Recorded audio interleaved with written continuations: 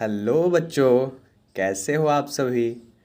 हम आशा करते हैं कि आप लोग काफ़ी स्वस्थ और अपने पढ़ाई में बेशुमार लगन और मेहनत के साथ जुटे होंगे। तो बच्चों, हम लोगों ने अभी तक अपना 10th चैप्टर को पूरी अच्छी तरीके से कंप्लीट कर चुके हैं और ये हमारा 11th चैप्टर है जिसका नाम है बीजगणित। मतलब आज के वीडियो में हम लोग क्या पढ़ेंगे बच्चों? बीजगणित, है ना। ये भी चैप्टर बच्चों काफ़ी इम्पोर्टेंट चैप्टर है। जैसे क्षेत्रमिति था, इससे भी परीक्षा में बहुत सारे प्रश्न आते हैं और यह हमारे दैनिक जीवन के बहुत सारे समस्याओं को काफ़ी आसानी से सुलझाने में मदद करता है। ठीक है ना। तो इसीलिए इस चैप्टर को हम लोग को ध्यान से और मन लगा के पढ़ना है। ठीक है, तो स्टार्ट करें। तो चलिए शुरू करते हैं आज का लेक्चर जिसका नाम है बीजगणित। तो सबसे पहले हम आपसे पूछना चाहेंगे कि अंक गणित क्या होता है बच्चों। ठीक है, आप लोग बहुत जगह सुनते होंगे ना, अंक गणित, बीज गणित, ये सब सुनते होंगे ना। तो अंक गणित क्या होता है? तो देखो बच्चों, हम लोग कहते हैं गणित की वह शाखा जिसमें हम लोग संख्याओं का अध्ययन करते हैं उसे अंक गणित कहलाता है। अर्थात जो हम लोग अभी जोड़ घटाव गुणा भाग सीखे हैं वो किसके साथ सीखे हैं? संख्याओं के साथ। संख्या मतलब 10+4, 10×2, 10-2, है ना, 10/2, ये सब मतलब संख्याओं के साथ अभी गणित करना सीखे हैं। तो वह शाखा जिसमें हम लोग संख्याओं के साथ अध्ययन करते हैं उसे हम लोग क्या कहते हैं? अंक गणित। ठीक है, उसी प्रकार बच्चों हम लोग ज्यामिति किसको कहते हैं? तो कहते हैं गणित की वह शाखा जिसमें हम इन मतलब बहुत सारी जो आकृतियाँ होती है और आकार होते हैं, जैसे त्रिभुज, चतुर्भुज, पंचभुज या किसी भी प्रकार का जो आकार होता है उसके बारे में जिस गणित की शाखा में अध्ययन करते हैं उसे हम लोग ज्यामिति कहते हैं। ठीक है, क्योंकि ज्यामिति में हम लोग वही आकारों और विभिन्न प्रकार के आकारों और आकृतियों के बारे में अभी पढ़े हैं कि नहीं।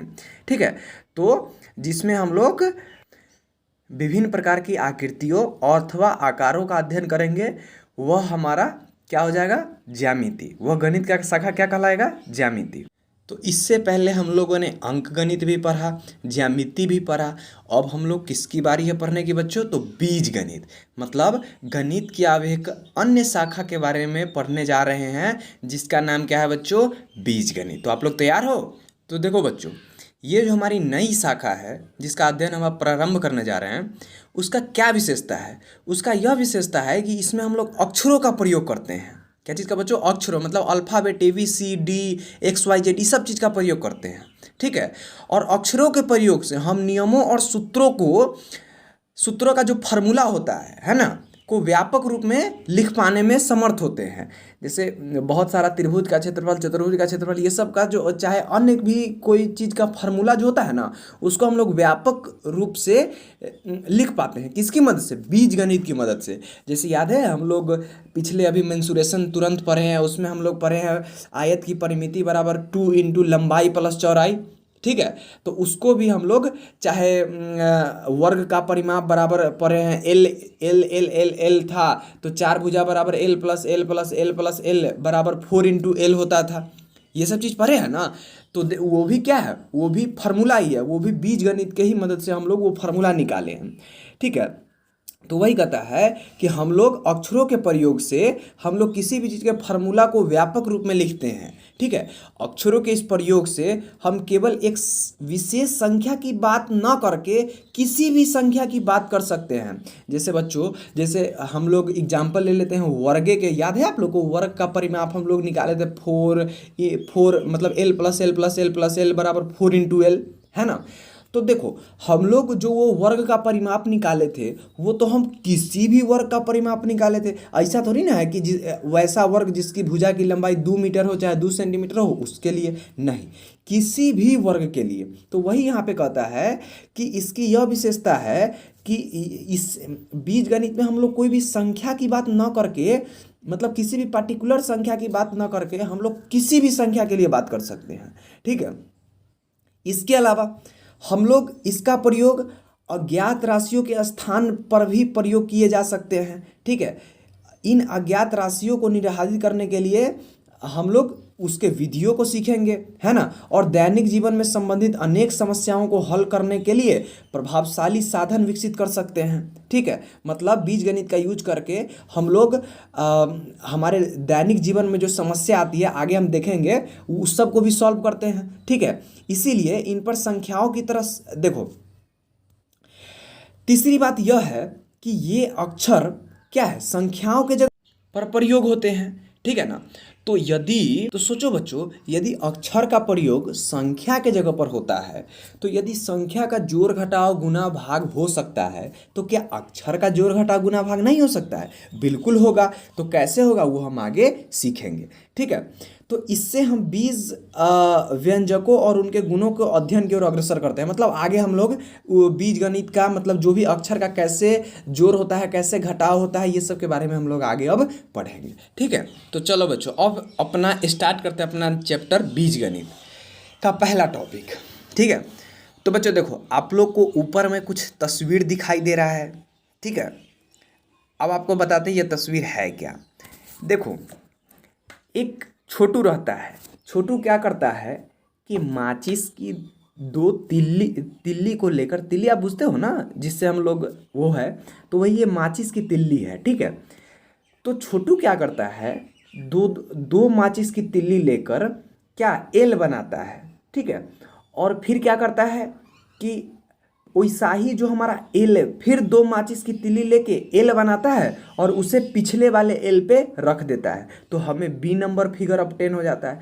फिर क्या करता है कि दो माचिस की तिल्ली लेके फिर इसके आगे रख देता है, तो हमें सी में जैसा फिगर ऑब्टेन्ड है वैसा आ जाता है, जैसा फिगर बना हुआ है वैसा आ जाता है। इसी प्रकार छोटू क्या करता जाता है कि दो दो तिल्ली लेके एल बनाते बनाते पीछे वाले एल के एल पे रख देता है, फिर दो तिल्ली लेके पीछे वाले एल पे रख देता है। ठीक है, तो छोटू का भाई अप्पू सदैव प्रश्न पूछता रहता है।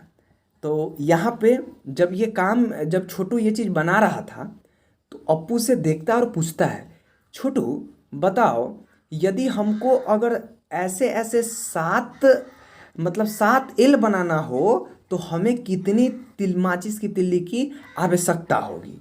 ठीक है, वह प्रश्न छोटू से पूछता है। तो छोटू एक सारणी तैयार करता है, जो आपको सारणी 1 दिख रहा होगा। सारणी 1 में क्या है बच्चों, ऊपर में एक कॉलम में लिखा हुआ है पहले बनाए गए एल की संख्या। तो बनाए गए एल की संख्या मान लो 1 2 3 4 5 6 7 8, ऐसा ही आगे बढ़ते जाएगा। ठीक है, और नीचे लिखा है गया आवश्यक तिल्लियों की संख्या। तो छोटू क्या करता है, जैसे जैसे एल बनाते जाता है वैसे वैसे ही सारणी को भरते जाता है। तो सबसे पहले वो 1 एल बनाया, तो देखा 1 एल में 2 लगा। फिर उसने 2 एल बनाया, तो देखा उसमें 2 एल में गिना कि वो 4। उसी प्रकार 3 एल बनाया, तो 3 एल में उसको 6 तिल लगी। उसी प्रकार से ये सारणी तैयार किया। तब उसी करते करते जब उसने 7 एल बनाया, तो उसे 14 तिलियों की आवश्यकता हुई। तो इससे वह अप्पू के इस प्रश्न को जवाब दे सका। तो अब जब अप्पू ने छोटू के द्वारा बनाए गए सारणी को देखा, तो मन ही मन सोचा कि चलो भाई 8 तो ठीक है, 9 ठीक है, 10 भी ठीक है, वो तो तुम गिन लेगा। लेकिन मान लो अगर कुछ बड़ा आ जाए, जैसे हम कहें कि 50 एल बनाने में कितनी तिल्ली होगी, 100 एल बनाने में कितनी तिल्ली की आवश्यकता होगी। तो उसने यहाँ पे इस सारणी में एक बात नोटिस की। क्या नोटिस की कि देखो भाई, अगर अगर 1 एल बनाया जाता है, तो उसका 1 का दुगुना यानी 2 तिल्ली की आवश्यकता होती है। अगर 2 एल बनाया जाता है, तो 2 का दुगुना 4 तिल्ली की आवश्यकता होती है। अगर 3 एल बनाया जाता है, तो 3 का 2 गुना 6। उसी प्रकार का हर एक में देखो, 8 अगर एल बनाए जाते हैं, तो तिल्लियों की संख्या 8 का दुगुना मतलब 16 तिल्ली आवश्यकता होती है। तो इससे अप्पू ने सोचा कि मतलब कि आवश्यक तिल्लियों की संख्या क्या होगी, n, मतलब अगर n हमको l बनाना है, तो आवश्यक तिल्ली की संख्या 2n हो जाएगी। यानी n का वैल्यू आप 1 रखो, यानी 1 तिल्ली बनाना है, 1 एल बनाना है, तो आवश्यक तिल्लियों की संख्या 2 गुने 1 यानी 2 होगा। ठीक है, उसी प्रकार n की वैल्यू अगर 2 होगी, यानी 2 एल बनाना है, तो आवश्यक तिल्लियों की संख्या 2 गुने 2 यानी 4 होगी। उसी प्रकार अगर 3 एल बनाना हो तो आवश्यक तिल्ली की संख्या 2 × 3 यानी कि 6 होगी। बोला है बात समझ में। तो ये जो अप्पू ने एक चीज ऑब्जर्व करके उसको इस तरह से लिख दिया बच्चों, तो वह उसको बीज गणित का ज्ञान था, इसीलिए उसने उस चीज को ऐसे लिख पाया। ठीक है। तो देखो बच्चों, अब इस सारणी की मदद से क्या हम लोग 100 L हो, 500 L हो, 700 L हो, किसी भी, बताओ कितना भी एल अगर बनाना है उसमें कितना तिल्ली लगेगा, आराम से बता सकते हैं कि नहीं। इसके अलावा देखो, हम क्या बोले थे कि बीजगणित जो होता है वो किसी एक संख्या के लिए नहीं, किसी भी संख्या के लिए होता है। तो यहाँ पे भी देखो एन एन एन जो क्या है कि कितना एल है, तो बताओ कितना एल मतलब कोई संख्या फिक्स है, 1 2 3 4 कुछ फिक्स है नहीं, कितना भी हो सकता है। ठीक है। तो इसीलिए शुरू में जो एक पैराग्राफ आपको पढ़ाए थे उसमें क्या लिखा हुआ था कि बीजगणित किसी पार्टिकुलर संख्या पे नहीं, सब पे लागू होता है ना। एक बात और बच्चों, देखो जैसे हम लोग 2 × n लिखते हैं ना, अभी हम लिखे ना 2 × n, 2 × n, उसको हम लोग सीधे 2n भी लिख सकते हैं, है ना। क्योंकि 2n का मतलब ही होता है 2 × n। 2n का क्या मतलब होता है बच्चों, 2 × n। चलो अब हमारा नेक्स्ट टॉपिक है एक चर की अवधारणा, मतलब एक चर का कंसेप्ट, मतलब चर क्या होता है, अब हम उसके बारे में जानेंगे। देखो हमें जो एक एक्सप्रेशन आया था कि आवश्यक तिलियों की संख्या बराबर 2 × n, है ना। तो इसमें बच्चों n जो अपना होता है वो चर होता है। ठीक है। चर चर किसे कहते हैं, तो चर वह संख्या होती है जिसका मान बदलता रहता है। ठीक है, उसे हम लोग क्या कहते हैं, चर कहते हैं। क्यों, क्योंकि यहाँ पे देखो n का मान यहाँ पे 1 भी हो सकता है, 2 भी हो सकता है, 3 भी हो सकता है, कुछ भी हो सकता है। ठीक है। तो n यहाँ पे क्या हो गया, चर। फिर यहाँ पे एक है 2, तो 2 क्या है, 2 है अचर। अचर मतलब जिसका मान न बदले। बताओ 2 का मान बदलेगा, नहीं बदलेगा, 2 का मान मतलब 2 ही होता है। लेकिन n के जगह पे 1 रख देगा तो 1 हो जाएगा, n के जगह पे 2 रख देगा तो 2 हो जाएगा, n के जगह पे 3 रख देगा तो 3 हो जाएगा, इसीलिए n को चर कहते हैं। यहाँ पे डिफिनीशन भी देखो, n चर का एक उदाहरण है, इसका मान स्थिर नहीं है। ठीक है, क्योंकि n का कोई फिक्स्ड मान नहीं है, इसका मान बदलता रहता है, इसीलिए इसको चर कहते हैं। क्योंकि देखो यह कोई भी मान 1 2 3 4 ले सकता है, डॉट डॉट डॉट का मतलब आगे भी कोई भी 5 6 10,000 20,000 कुछ हो। हमने आवश्यक तिलियों की संख्या के लिए चर n का प्रयोग करके नियम लिखा। बोलो ठीक है, आया समझ में। तो हमेशा याद रखना, जिसका मान बदले उसको चर कहते हैं, और जिसका मान न बदले उसको अचर कहते हैं। उसी प्रकार बच्चों एक अन्य एग्जाम्पल देखो। अब छोटू क्या किया कि 3 तिल्ली का प्रयोग करते हुए उसने सी बनाने का प्रयास किया। ठीक है। तो फिर से वह 3 तिल्ली का प्रयोग करके सी बनाता और एक सी को दूसरे सी के आगे रख देता, फिर एक सी बनाता फिर उसके आगे रख देता। तो इस प्रकार उसे ABCD करके फिगर प्राप्त होता है। ठीक है।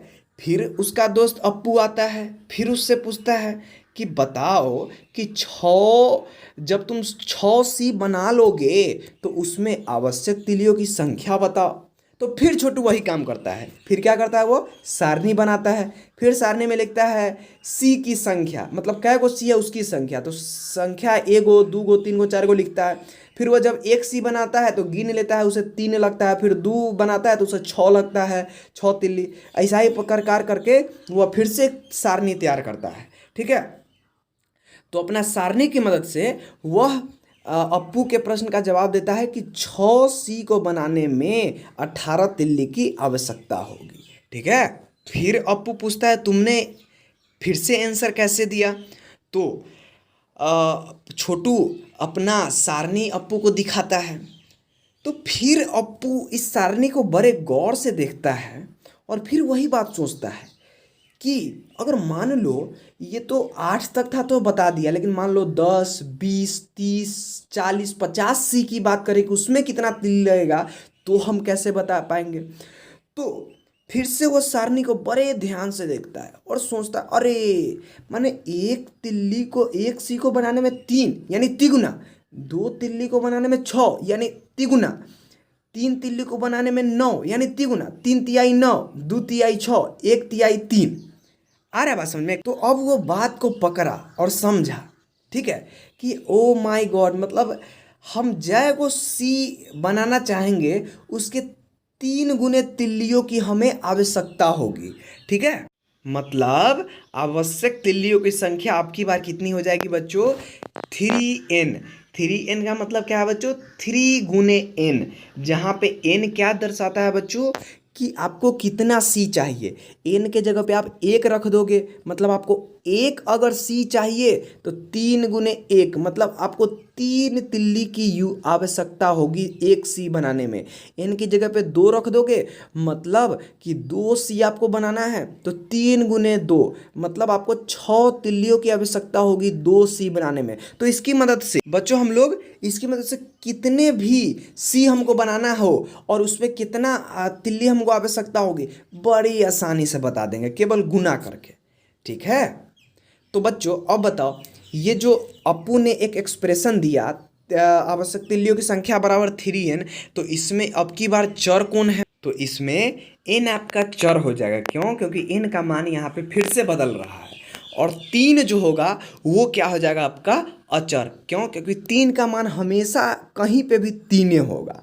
ठीक है, कभी भी 3 होगा, इसलिए 3 हमारा हो गया अचर जिसका मान न बदले, और n हो गया चर, इसका मान क्योंकि बदलता है।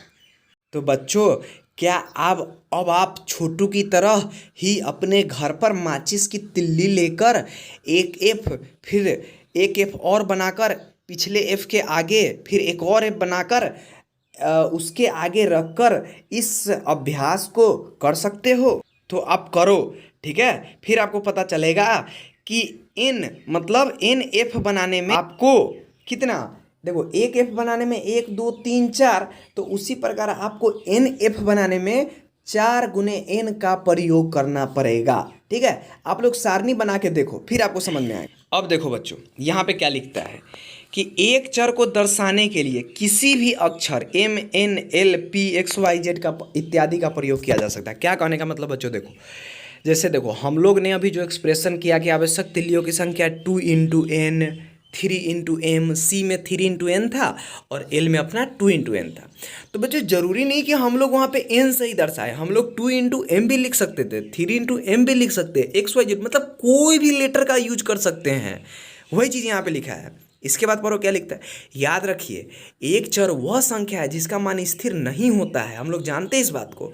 उदाहरण अर्थात संख्या 5 या संख्या 100 या कोई भी दी हुई संख्या एक चर नहीं है। क्यों? क्योंकि भाई इसका मान फिक्स है, 5 का मान 5 होता है, 100 का मान 100 होता है। ठीक है, इसके मान निश्चित है। इसी प्रकार त्रिभुज के कोणों की संख्या, त्रिभुज के कोणों की संख्या का मान जो 3 है वो फिक्स है, यह एक चर नहीं है। जो चर नहीं होता है उसे हम लोग क्या कहते हैं? अचर कहते हैं। तो बच्चों बोलो बोलो, यही सब चीज़ आगे भी है, तो है समझ में। अब यहाँ पे देखो, अरे यहाँ पे क्या है, यहाँ पे तो हमको लग रहा है आप हो और आपकी दोस्त है और जो शर्मा जी के दुकान पे गए हैं।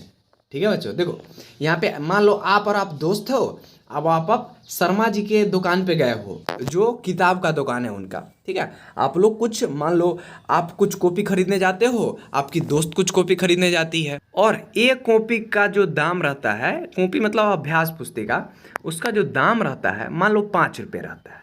ठीक है, तो मान लो आपने 2 कॉपी खरीदा और आपके दोस्त ने 4 कॉपी खरीदा। ठीक है, तो सोचो तो आपको कितने रुपए देने होंगे और आपको दोस्त को कितने रुपए देने होंगे। ठीक है, चलो बच्चों इसको भी हम एक सारणी बनाकर देखते हैं। तो देखो हम लोग सारणी कुछ इस प्रकार बनाएंगे।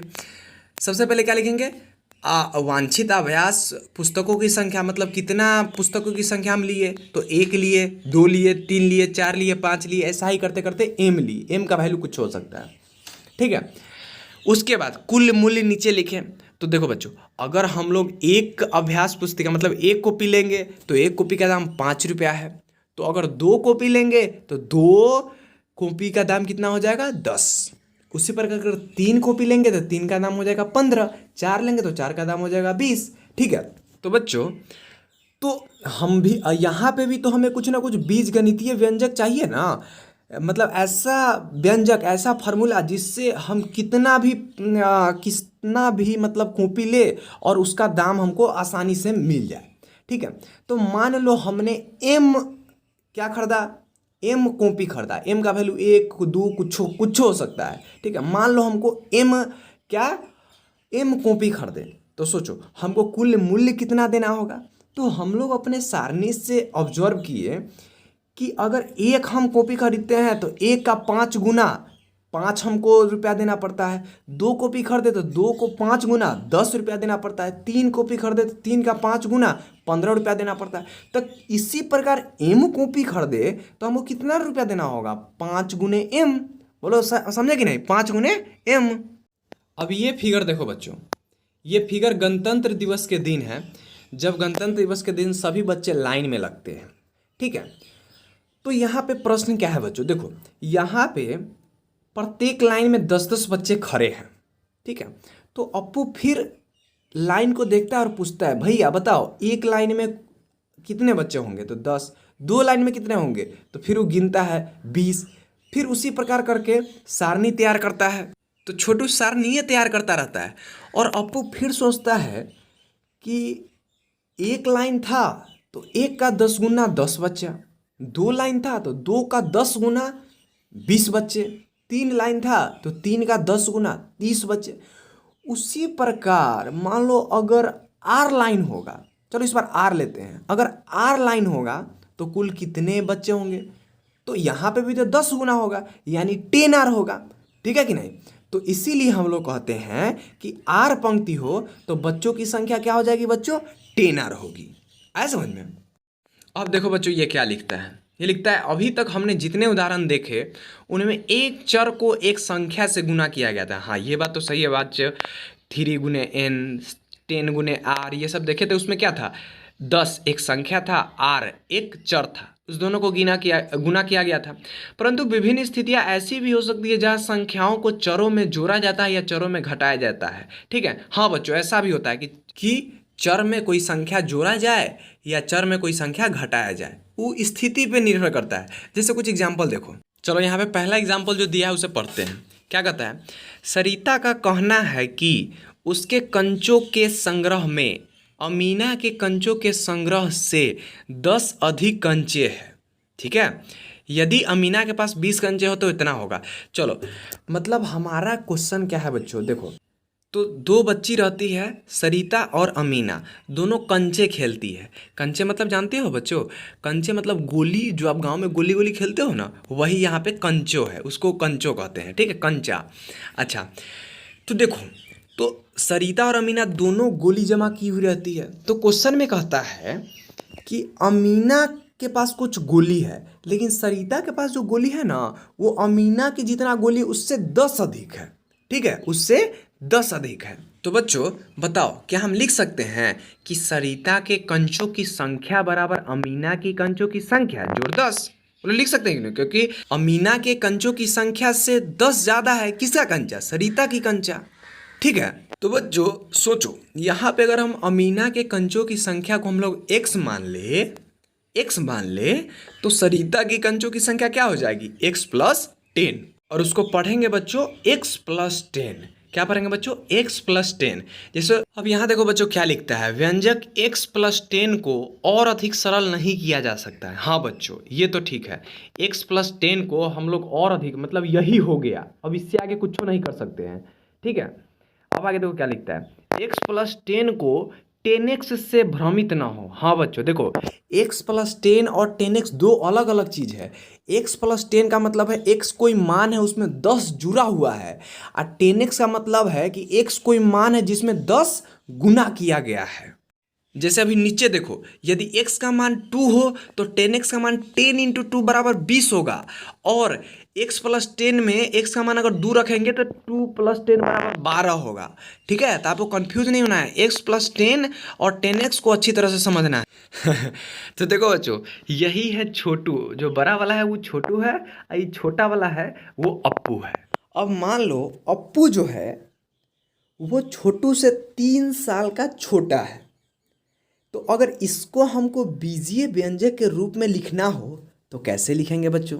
चूँकि देखो अप्पू 3 साल छोटा है तो लिखते हैं, माना कि छोटू की आयु x, ठीक है, मान लिया कि छोटू की आयु क्या है x है, तो अब अप्पू की आयु क्या होगा बच्चों, क्योंकि वो अप्पू 3 साल छोटा है, उसीलिए तो छोटू की आयु में से हम कितना घटा देंगे, 3 घटा देंगे। तो छोटू की आयु है x, तो x में से हम लोग 3 घटा दिए, तो हमें यह बीजीय व्यंजक प्राप्त हो गया। ठीक है, अब देखो बच्चों, तो क्या अब आप लोग देख लिए कि हम लोग ने चर अचर के साथ, मतलब चर के साथ और अचर के साथ गुना भी किया, चर और अचर को एक साथ जोड़ा भी, उसको घटाया कैसे, मतलब घटाते कैसे हैं। यहाँ पे हमारा एक्सप्रेशन आया ना x-3, थोड़ी देर पहले अभी कुछ आया था, कुछ x+10 आया था कुछ, है ना। फिर हम लोग पीछे देखे थे जिसमें 2n 3n 10r ये सब तिल्लियों की आवश्यकता थी, है ना, कितने बच्चे लाइन में लगे हुए थे, ये सब चीज़ का एक्सप्रेशन।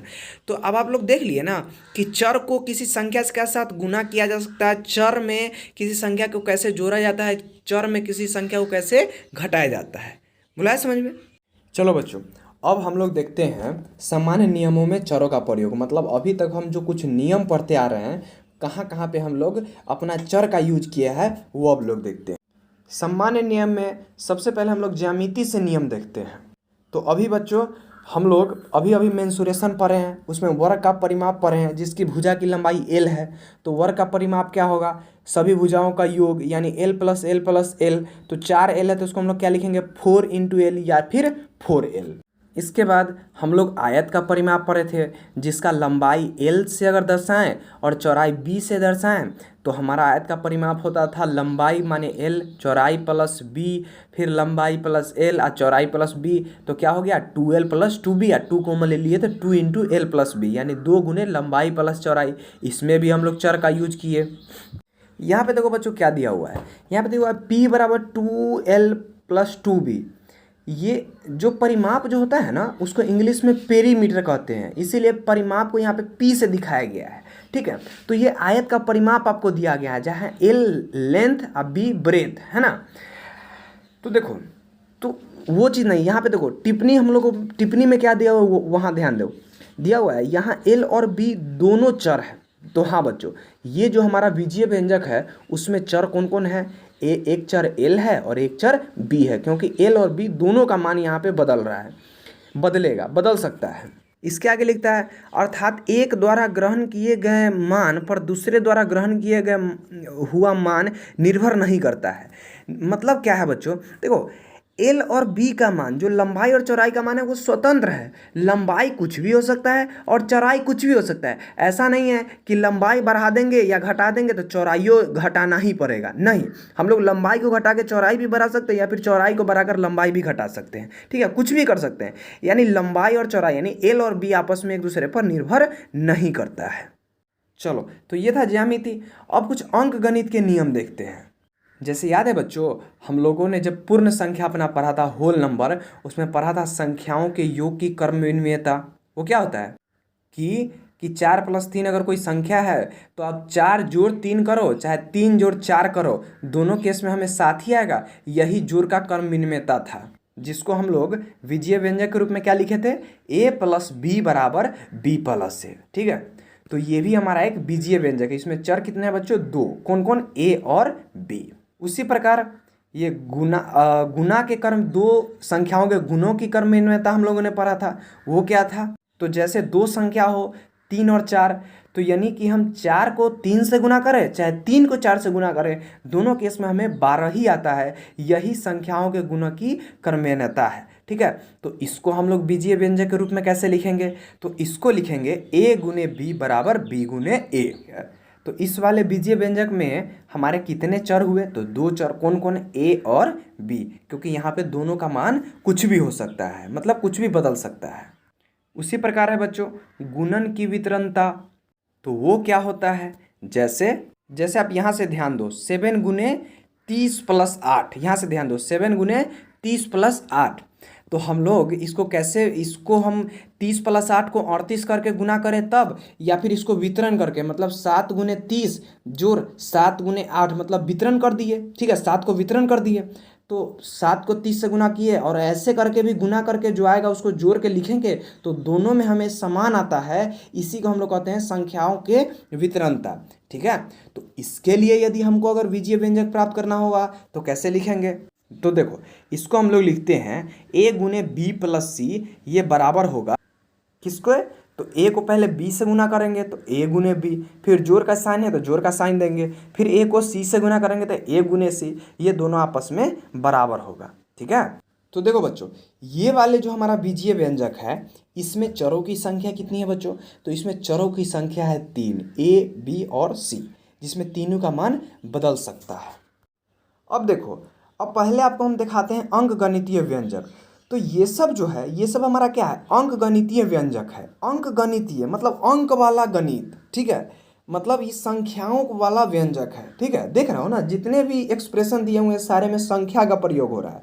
ठीक है, तो उसी प्रकार चर वाले व्यंजक क्या होंगे, तो इस साइड आपको दिख रहा होगा Y plus 5 T minus 7 10 A X by 3 minus 5 Q 3 X plus 2 2 Y minus 5, ये सब क्या है, बीजीय व्यंजक है। क्यों, क्योंकि इसमें चर का यूज किया गया है, एक्स वाई जेड अक्षर का यूज किया गया है।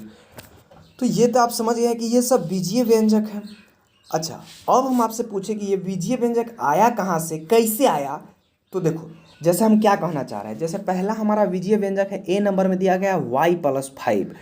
तो देखो ये कैसे आया होगा, तो जब हम y में 5 जोड़ेंगे तो हमको क्या आ जाएगा y प्लस 5। फिर अगला है t माइनस 7, तो ये कैसे आया होगा, तो t में जब 7 घटाए होंगे तो t माइनस 7 आया होगा।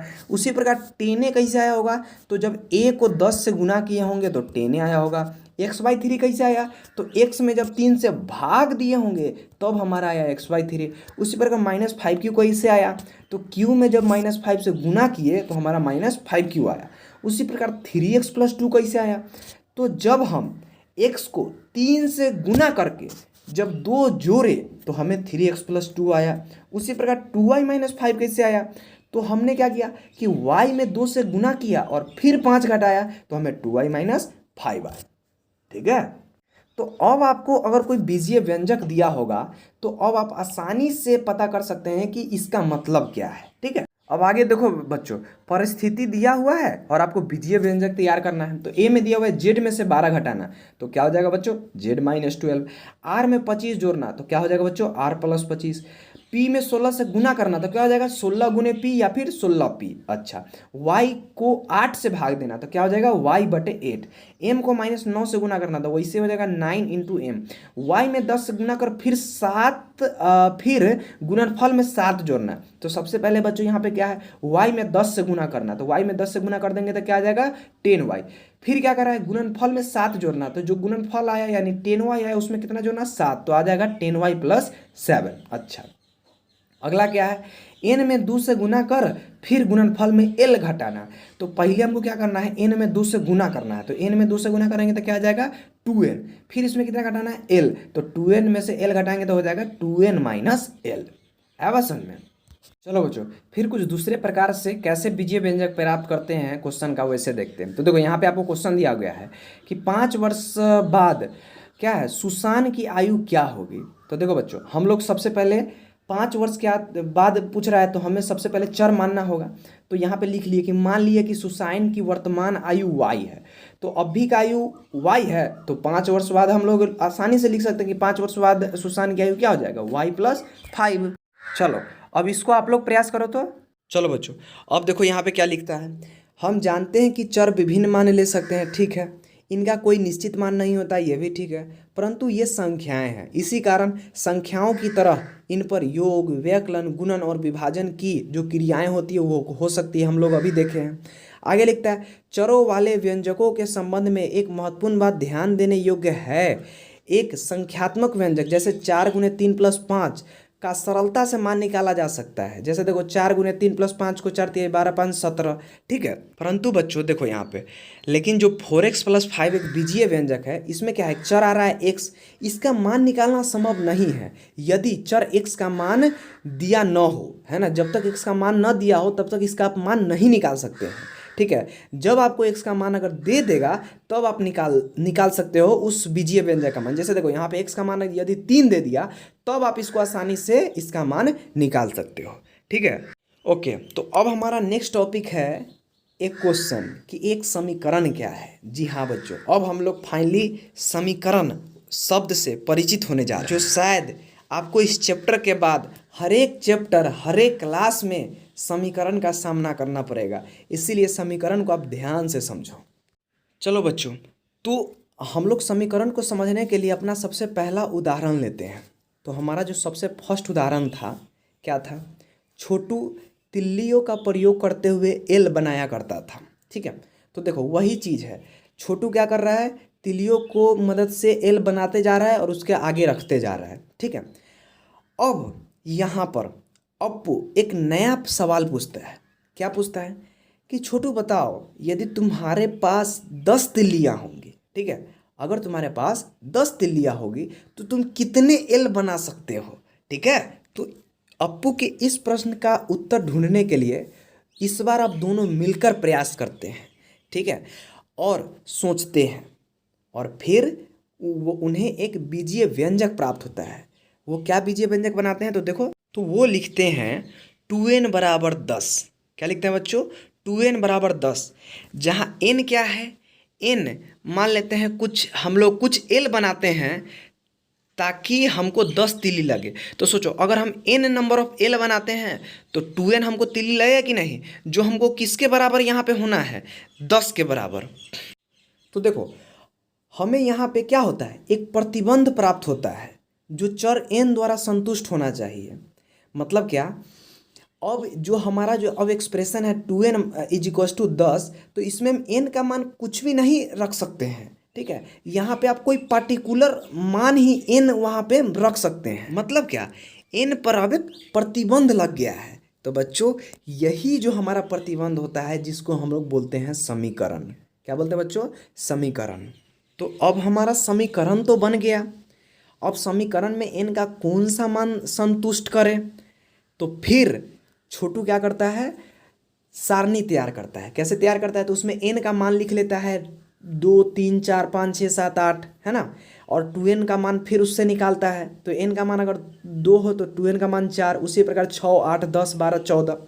ठीक है, तो हमको जो 2n का जो मान है वो किसके बराबर है? 10। तो देखो, तो यहाँ पे जो सारणी में 10 आ रहा है वो किस n के लिए आ रहा है? तो 5 के लिए आ रहा है। मतलब हमारा जो समीकरण है वो n के किस मान के लिए संतुष्ट हो रहा है? तो n बराबर 5 के लिए हमारा जो समीकरण है 2n बराबर 10 वो संतुष्ट हो रहा है। ठीक है, तो हमारा n हो जाएगा 5, यानी 5l अगर हम बनाएंगे तो हमको 10 तिल्लियों की आवश्यकता होगी। बोलो है समझ में? तो देखो, समीकरण क्या है? एक समीकरण चर का एक प्रतिबंध होता है। यह चर के केवल एक निश्चित मान के लिए ही संतुष्ट होता है। बोला है समझ में कि नहीं? जिसको अभी हम लोग देखे हैं, है कि नहीं? चलो बच्चों, यहाँ पे कुछ चीज़ दिया हुआ है, इसको पढ़ लेते हैं। ध्यान दीजिए कि एक समीकरण के दोनों पक्षों के बीच समता चिन्ह होता है। बिल्कुल, जो हमारा आया था 2n बराबर 10, तो उसके बीच में क्या एक बराबर का चिन्ह होता है? तो हाँ, होता है। चलो, समीकरण बताती है कि बाएं पक्ष का मान दाएं पक्ष के मान के बराबर होता है। बिल्कुल सही। दाएं पक्ष अगर 10 है तो n का मान हमको वैसा खोजना रहता है जिसपे मान 10 आए। मतलब लेफ्ट हैंड साइड, LHS का मतलब होता है लेफ्ट हैंड साइड, मतलब बाएं साइड और दाहिने साइड का जो भी मान है वो आपस में बराबर होते हैं। ठीक है, चलो आगे लिखता है, यदि बायां पक्ष दाएं पक्ष के बराबर न हो तो हमें समीकरण प्राप्त नहीं होता है।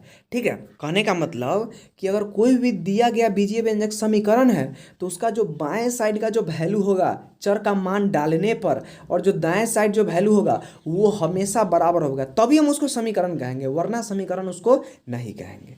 ठीक है, आगे कहता है एग्जाम्पल में, कथन 2n संख्या 10 से बड़ा है, अर्थात 2n इज ग्रेटर देन 10, मतलब 2n जो है वो 10 से बड़ा है। यह समीकरण नहीं है क्योंकि इसका LHS बाएं साइड और दाएं साइड बराबर नहीं है, या फिर इसमें बराबर का चिन्ह भी नहीं है। ठीक है, इसी प्रकार कथन 2n संख्या 10 से छोटा है, 2n इज लेस देन 10 भी समीकरण नहीं है। बिल्कुल, क्योंकि यहाँ पे बराबर का चिन्ह नहीं है। तो ऐसा ही आप आगे देखो। ठीक है, अब अच्छा बच्चों, अब यहाँ पे देखो क्या है कि 8 - 3 बराबर 5 दिख रहा है आप लोग को, पर विचार करें। ठीक है, यहाँ भी बाएं पक्ष और बाएं पक्ष के बीच बराबर का चिन्ह है। बिल्कुल है बच्चों, और दोनों पक्षों का जो मान है वो भी बराबर है। तो क्या इसको समीकरण कहेंगे कि नहीं? तो हाँ, ये समीकरण तो होगा, लेकिन एक संख्यात्मक समीकरण है। हमारा समीकरण का जनरली मतलब वह होता है जिसमें चर होता है। यहाँ पे तो कोई चर आपको दिख नहीं रहा है, तो इसको समीकरण कहेंगे, लेकिन बस वही संख्यात्मक समीकरण। लेकिन समीकरण हम जनरली उस वैसे विजीय व्यंजकों के लिए यूज करते हैं जिसमें कम से कम चर हो, एक या एक से अधिक चर हो। ठीक है, चलो बच्चों ये सब क्वेश्चन आप बनाओ। अब बताओ आप इसमें से कौन कौन समीकरण है, कौन कौन नहीं है। फिर ये देखो इसमें बताओ कि कौन कौन समीकरण है, उसमें चर क्या है। चलो अब अपना लास्ट टॉपिक पढ़ते हैं, एक समीकरण का हल। कि अगर कोई समीकरण अगर दिया हुआ हो चाहे बने तो उसका हल हम लोग कैसे निकालते हैं। और इससे पहले हम लोग यह समझते हैं कि समीकरण के हल का आखिर मतलब क्या होता है। ठीक है, समीकरण का हल निकालना मतलब क्या निकालना। तो कहते हैं दोस्तों कि समीकरण में चर का वह मान जो समीकरण को संतुष्ट करता है उसे समीकरण का हल कहलाता है। जैसे बच्चों हम लोग का जो एक्सप्रेशन आया था 2n बराबर 10, तो अगर ये भी एक समीकरण है तो इसका हल क्या होगा। तो इसमें जो चर है, चर क्या है n, तो चर का वह मान जो इसको संतुष्ट करे। संतुष्ट करे मतलब LHS जो है वो RHS के बराबर हो जाए, यानी RHS क्या है 10, तो n का वही मान संतुष्ट करेगा जिसका मान 10 आएगा, तो n का बराबर 5। ठीक है, अब यहाँ देखो बच्चों एक सारणी आपको दिया गया है जिसमें आपको कुछ समीकरण दिए गए हैं, फिर आपको दूसरे में चर का मान दिया गया है और आपको बताना है कि क्या जो दिया गया चर का मान है वो समीकरण को संतुष्ट करता है कि नहीं। तो अगर संतुष्ट करता है तो हाँ लिखेंगे और अगर नहीं करता है तो ना लिखेंगे। ठीक है, और इस प्रकार आप इस क्वेश्चन को ट्राई करो। चलो जैसे यहाँ पे कुछ क्वेश्चन बता देते हैं। जैसे देखो x+10 है तो इसमें चर का मान क्या दिया हुआ है 10 दिया हुआ है, तो अगर 10 डालेंगे तो 10 + 10 20 होगा। तो बताओ 20 बराबर 30, क्या ये सही है? नहीं, तो इसीलिए हल में लिखेंगे नहीं। अगला देखो, अगला क्या है x+10 बराबर 30, जहाँ पे x का मान दिया गया है 30, तो देखो तो 30 डालेंगे तो 40 हो जाएगा। क्या 40 30 के बराबर ये सही है? नहीं। उसी प्रकार आगे देखो x+10 बराबर 30, जहाँ पे x का मान 20 दिया गया, तो देखो तो 20 में 10 जोड़ेंगे तो 30 आएगा और दाहिने साइड भी 30 है, तो हाँ ये तो समीकरण को संतुष्ट कर दिया, तो ये समीकरण का हल है, तो हाँ ठीक है। तो इस प्रकार से आप सारा क्वेश्चन को सॉल्व करो। आया बात समझ में? और बच्चों और लास्टली आपको ये कुछ अच्छी बातें लिखी गई है, चलो इसको मिलकर पढ़ते हैं। क्या दिया हुआ है, समीकरण 2n बराबर 10 का हल ज्ञात करने के लिए हमने n के विभिन्न मानों की एक सारणी तैयार की थी और फिर इस सारणी में n का वह मान चुन लिया गया जो समीकरण का हल था। ठीक है, यानी अर्थात समीकरण को संतुष्ट करता था। हमने जो किया वह एक प्रयत्न और भूल विधि यानी ए ट्रायल और एरर मेथड थी। यह हल ज्ञात करने की सीधी या प्रत्यक्ष या व्यवहारिक विधि नहीं है जैसा हम लोग जनरली यूज करते हैं, क्योंकि अभी हम लोग बच्चे हैं, इसीलिए हम लोग उतना जो उसका मेथड व्यवहारिक मेथड होता है वो अभी हम लोग नहीं पढ़े। वह केवल अगले वर्ष अर्थात अगली कक्षा में ही समीकरण हल करने के लिए क्रमबद्ध जो विधि होता है, जो व्यवहारिक जो सीधी विधि होता है, जो काफ़ी आसान होता है, वो हम लोग बच्चों अपने अगली कक्षा में पढ़ेंगे। ठीक है, तो इसी के साथ बच्चों हमारा यह भी चैप्टर बड़ी आसानी से समाप्त होता है और उम्मीद है आपको सारा कॉन्सेप्ट अच्छे से समझ में आया होगा। वीडियो काफ़ी प्यारा लगा होगा, हमारी मेहनत आपको अच्छी लगी होगी। तो अगर आपको ये सब लगा है तो प्लीज़ लाइक करो, सब्सक्राइब करो, दोस्तों के साथ शेयर करो। तो bye bye, thank you so much और मिलते हैं फिर नेक्स्ट वीडियो में। तब तक के लिए बाय बाय, थैंक यू।